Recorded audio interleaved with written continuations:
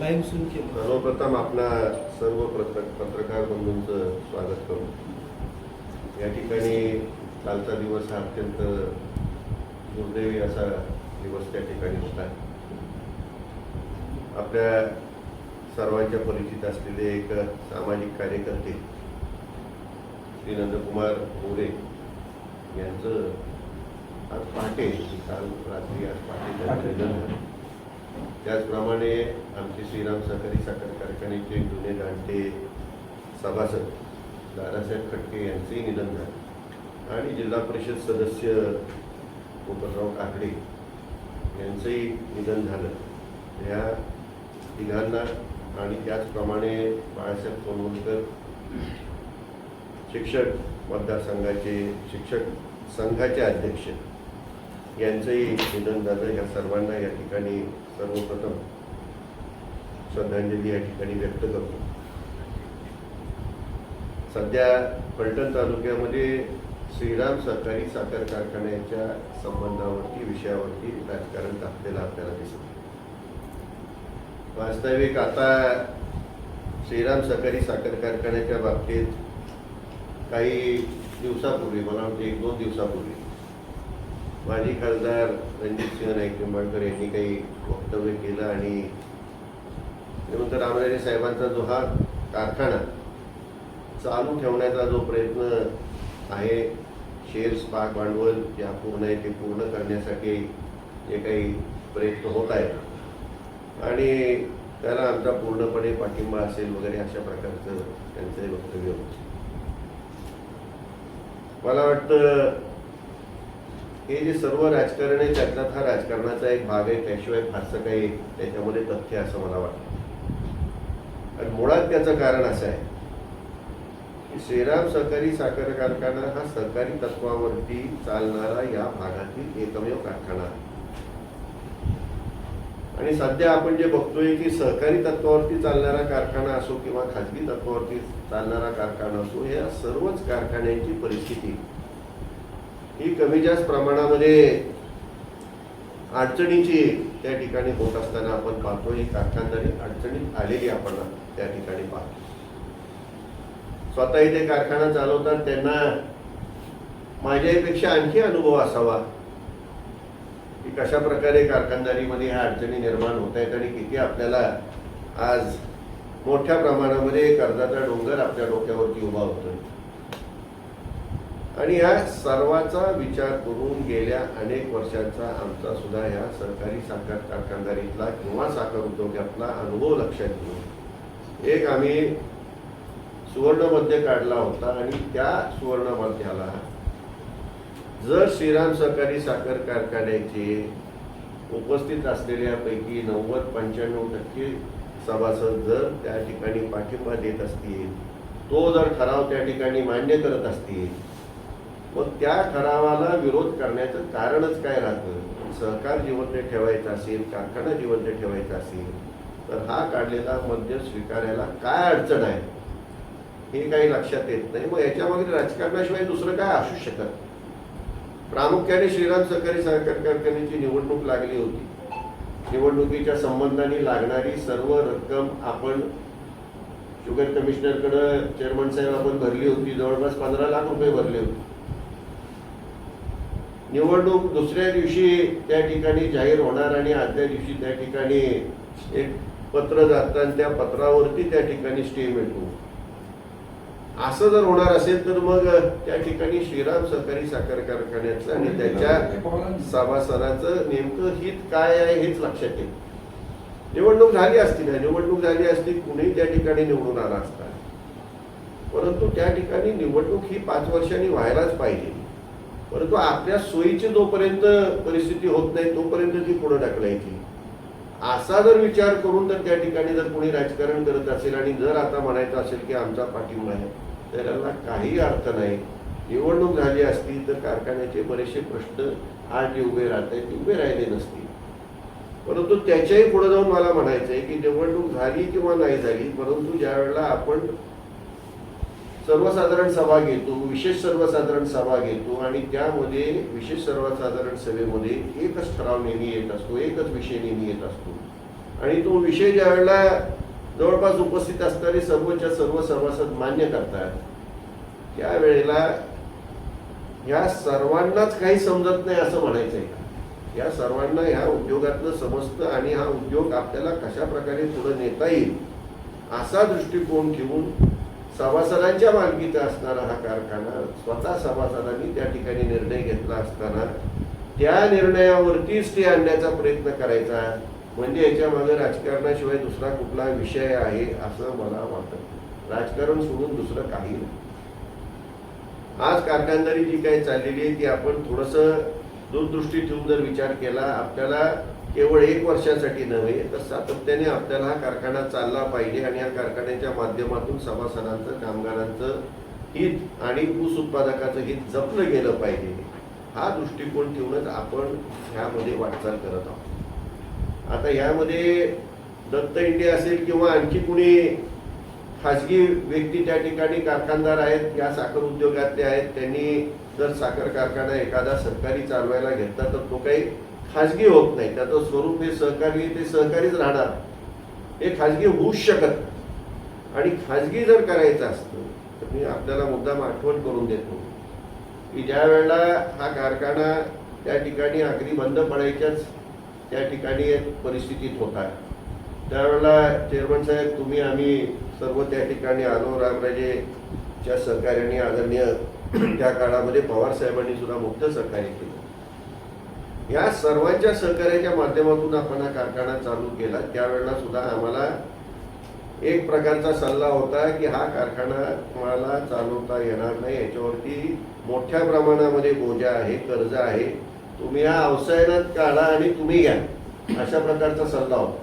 खाजगीच करायचा होता तर त्याच वेळेला केला, परंतु तसं अजिबात न करता हा चालवण्याच्या दृष्टीने आणि सहकारीच ठेवण्याच्या दृष्टीने आणि केवळ भावनेच्या माध्यमातून हा कारखाना चालवण्याच्या दृष्टीने आम्ही त्या ठिकाणी आलो. केवळ भावनेच्या माध्यमातून त्या ठिकाणी ऑडिट रिपोर्ट बघून आणि आकडे बघून आलेलो नाही, केवळ भावना की हा कारखाना चालला पाहिजे एवढीच भावना ठेवून त्या ठिकाणी आलो. त्याचं कारण असं आहे की तो श्रीमंत महाबळीराजे, श्रीमंत शिवाजीराजे यांनी निर्माण केलेली ती संस्था आहे आणि काही झालं तरी चालू राहिली पाहिजे एवढीच भावना त्याच्या मागे होती. आणि म्हणून तो कारखाना चालू ठेवण्याच्या दृष्टीने सर्वतोपरी प्रयत्न केले. त्यावेळेला सुद्धा आम्ही ऊस उत्पादकांना, कारखान्याच्या सभासदांना शेअर्स पूर्ण करण्याच्या दृष्टीने, नवीन शेअर्स घेण्याच्या दृष्टीने सुद्धा आव्हान केलं होतं. अनेकांनी घेतले सुद्धा, डिपॉझिट ठेवण्याचं आव्हान केलं होतं, अनेकांनी डिपॉझिट सुद्धा ठेवलं. आता ज्यावेळेला कारखाना अत्यंत अडचणीत होता त्यावेळेला कुणी मदत केली, त्यावेळेला मात्र काय राजकारण सुचलं का नाही सुचलं, त्यावेळेला कुणी मदत केली तर आमच्या असणाऱ्या कार्यकर्त्यांनीच, आमच्या असणाऱ्या सभासदांनीच त्या ठिकाणी मदत केली. अन्य कुणी मदत केली? अन्य कुणी त्यावेळेला मदत केलेली नाही.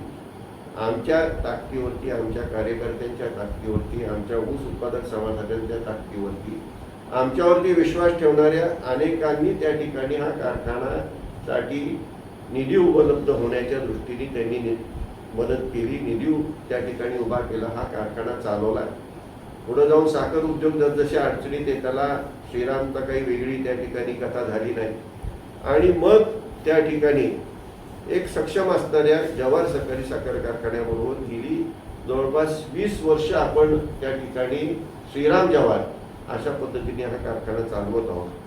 यामध्ये गेल्या 20 वर्षामध्ये आम्ही ज्यावेळेला आलो त्यावेळेला 1800 टन दिवसाला फक्त आम्हाला ऊस गाळता येत होता, त्याच्यापेक्षा 1 टन सुद्धा जादा गाळता येत नव्हता, ही परिस्थिती होती.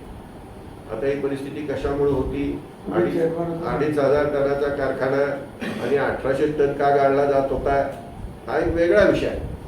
परंतु त्या ठिकाणी आम्ही आल्यानंतर आम्ही काही प्रयत्न केला, परंतु ते आमचे प्रयत्न त्या ठिकाणी अपुरे होते. पण जवाहर आल्यानंतर 1800चा आपण जवळपास 2.5 केलं, 2.5चं 3 केलं आणि गेला संपूर्ण हंगाम आपण 5,000च्या आसपास, 4,800 ते 5,000च्या आसपास आपण प्रतिदिनी गाळप क्षमता असलेला श्रीराम सहकारी साखर कारखाना त्यामध्ये उभा करण्यामध्ये यश मिळालं. म्हणजे कुठेतरी कोणाबरोबर जाऊन त्या ठिकाणी जर फायदा होत असेल आणि तो कारखान्याचा, कामगारांचा आणि ऊस उत्पादकांचा सर्वांचाच होत असेल तर ते करण्यात चूक काय? कामगारांना वेळेवर पगार मिळत होता, ऊस उत्पादकांना सभासदांना त्या ठिकाणी 15 दिवसाला त्या ठिकाणी पैसे देणारा हा एकमेव कारखाना या संपूर्ण परिसरातला आहे. आजही पूर्णपणे कारखान्याचे ज्यांनी ज्यांनी या कारखान्याला ऊस दिला त्यांची ऊसाची बिलं ही पूर्णपणे दिलेली आहेत.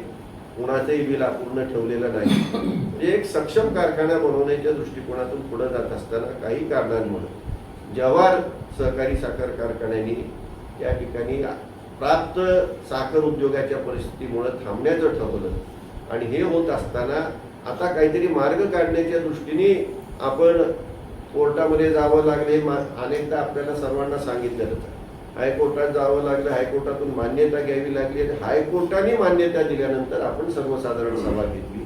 त्यामध्ये आपण काही एकट्या दत्त इंडियाला त्या ठिकाणी बोलवलेलं नव्हतं.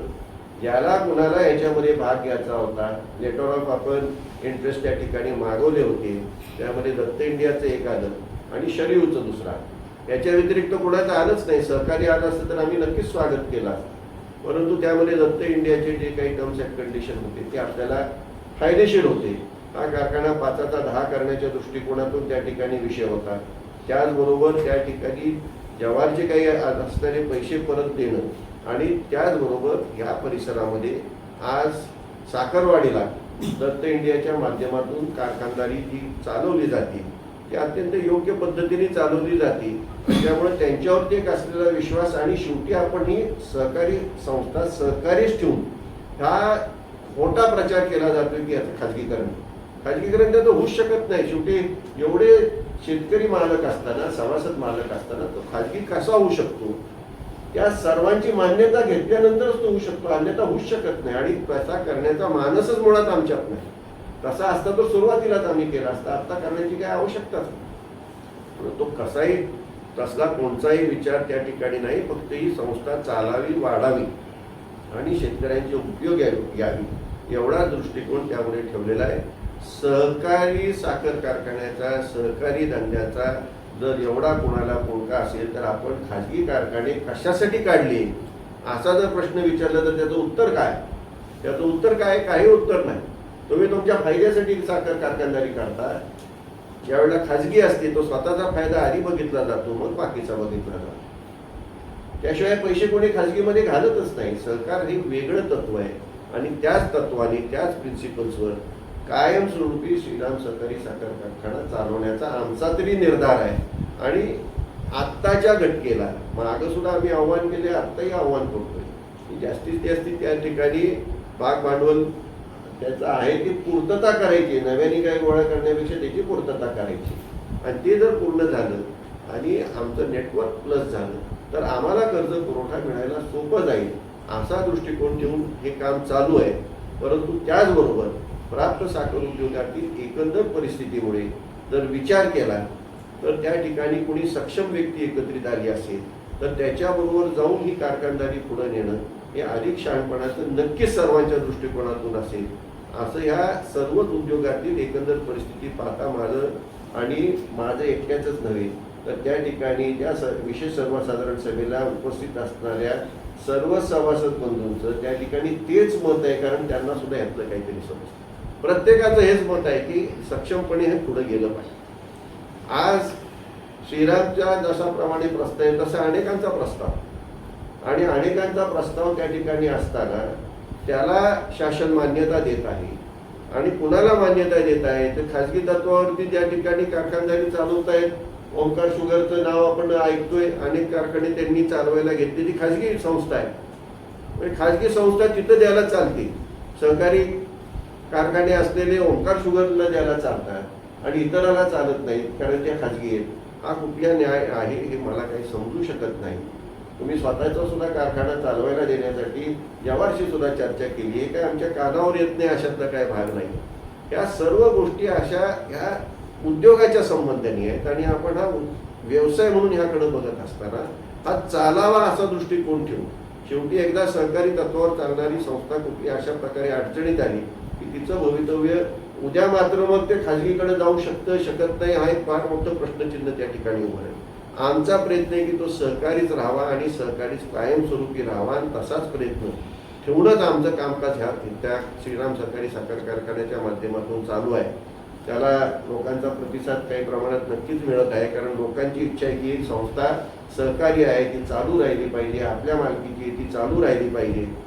मला एकच तुम्हाला सांगायचं आहे, फार आपला मी वेळ घेत नाही, परंतु ज्या वेळेला श्रीराममध्ये एका कुठल्याही साध्या ऊस उत्पादक शेतकऱ्याचा आमच्या समाजाचा प्रश्न त्या ठिकाणी असतो, कुठलाही असतो, तो आत आला, अगदी गव्हाणीजवळ आला आणि गव्हाणीत पाय ठेवून गव्हाणीत बसून तो कारखाना बंद पाडू शकतो. एवढी एक शेर असणाऱ्या सुद्धा ऊस उत्पादकाची सभासदाची ताकद. खाजगीमध्ये मला कुठल्याही ऊस उत्पादकाने हे करून दाखव, त्याला गेटच्या आत यायलाच बंदी असते. आमच्याकडे बंदी नाही, काटा येऊन कुणी पाहू शकतो. आणि जवाहर आणि श्रीराम एकत्रित काम करत असताना सुद्धा तीच परिस्थिती होती, त्यात काही बदल नव्हता. ऊस उत्पादकांना सभासदांना मोकळीकच होती, काही येऊन बघायची मोकळीक होती. कधी काही कुठलं त्या ठिकाणी लपवलेलं नाही, पारदर्शकता होती. वाटेल ते आरोप करायचे, टनामागं 200 रुपये मिळतात, टनामागं 200 रुपये जर मिळत असतील तर जवाहर कशाला सोडून जाईल, आमचा आम्हीच चालवला असता. टनाला 200 मिळतात तर तुम्हाला त्या ठिकाणी भरभरून फायदा होत असेल ना. आम्हाला जर 200 मिळत असतील, तुम्हाला किती मिळत असतील तुम्ही चालवत असताना. हे साधे विषय आहेत आणि हे जर तुम्ही सर्व लक्षात घेतलं तर याच्या मागे राजकारणाशिवाय दुसरा कुठलाही विषय नाही. कुठल्या थराला कुठलं राजकारण किती न्यावं ह्याला मर्यादा असते. तालुक्यातल्या संस्था चालू राहण्याच्या दृष्टीने घेतलेले जे निर्णय आहेत, जे त्यांच्या सभासदांनी घेतलेले निर्णय आहेत, त्याच्यामध्ये जर आपली राजकीय ताकद वापरून आणि त्या ठिकाणी शासकीय ताकद वापरून जर तेवढी व्यक्ती येत आणला असेल तर ते पूर्णपणे चुकीचं आहे, असं माझं स्पष्ट मत आहे. आता जो त्या ठिकाणी सभासदांची सभा घेऊन आणि सर्वसाधारण सभेमध्ये जो विषय मांडून त्या ठिकाणी मान्यता घेतली होती, याच्यामध्ये जवाहर गेला आणि लगेच त्या ठिकाणी दुसरा चालवणारा आला, असं त्या ठिकाणी आम्ही जाणीवपूर्वक त्या ठिकाणी प्रयत्न करून हे सर्व केलं होतं. त्याचं कारण असं आहे की कामगारांचे पगार चालू राहतील, हंगाम घ्यायचा आहे, त्या ठिकाणी हंगाम घेत असताना ऊस तोडीचे करार आपल्याला करता येतील आणि कुठल्याही प्रकारची अडचण येणार. आता मध्ये हा जो वेळ जात आहे, गेल्या जवळपास 3 महिन्यापासून कामगारांचे पगार नाही, कारण कोणी पगार द्यायचे हा प्रश्न त्या ठिकाणी आहे. जवाहर सोडून गेलेले त्यांनी नोटीस दिली आहे, ते त्यांचं नुकसान भरपाई द्यायला तयार आहेत. नवीन तुम्ही येऊन देत नाही, ही अडचण आहे. मग हा कारखाना चालू ठेवण्याच्या दृष्टीने प्रयत्न आहेत का बंद ठेवण्याच्या दृष्टीने प्रयत्न आहेत हे एकदा स्पष्ट झालं पाहिजे. हे सर्व चाललं हा कारखाना बंद पडण्याच्या दृष्टीने चाललेले प्रयत्न. आम्ही जो प्रयत्न केला की त्वरित चालू राहील, कामगारांचे त्वरित पगार चालू राहतील. आज कामगारांचे 3-3 महिने पगार नाही, केवळ त्यांचं चाललेलं राजकारण आहे आणि त्यामुळे हे सगळं घडून येत आहे. हे अगदी स्पष्ट त्या ठिकाणी आहे आणि आता कुठंतरी आम्ही फार मोठं सहकार्य करतोय. तुम्ही खाजगी कारखानदार आहात, तुम्ही कशाला सहकार्याला तुम्ही सहकार्य करणार आहात? हे बंद राहिले तर कुणाचे फायदे, ते काही न समजणे एवढी काही जनता पुढे आहे का? त्यामुळे हे सगळं बोगस आहे आणि बोगस माणूस त्या ठिकाणी बोगस वक्तव्य करतोय, ह्याच्यापेक्षा पलीकडं जास्ती काही नाही. आज कामगार अडचणीत आहेत, त्या ठिकाणी तोंडी वाहतूकदार आमच्या कारखान्याबरोबर होते, ते अडचणीत आहेत. आज आमच्या सभासदासमोर मोठा प्रश्न पडलाय की आपला ऊस कुठं घालवायचा. ही परिस्थिती केवळ तुमच्या आणि शासनाच्या त्या ठिकाणी शासन मी म्हणणार नाही, शासनातील काही व्यक्तींच्या निर्णयामुळे त्या ठिकाणी झालेली आहे, याच्या पलीकडे काही नाही.